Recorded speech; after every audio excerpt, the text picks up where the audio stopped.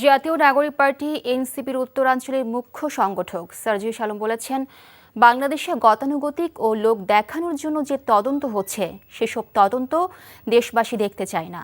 সকালে চাঁদপুর সার্কিট হাউসে শহীদ পরিবারের সাথে সৌজন্য সাক্ষাৎ শেষে তিনি এসব কথা বলেন। বাংলাদেশে খুনি হাসিনা ও তার দোসররা লুটপাট করে প্রত্যেক সেক্টরকে শূন্য করে দিয়েছে, এগুলো তদন্ত করে বের করতে হবে।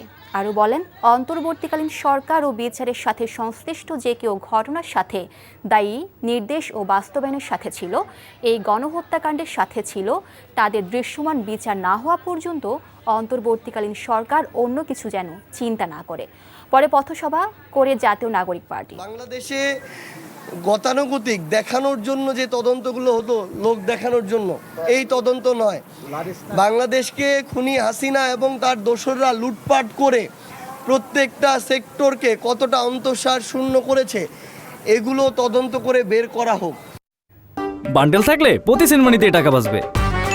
বিকাশ সেনমানি বান্ডেল কিনে জিতুন প্রতি লেনদেনে।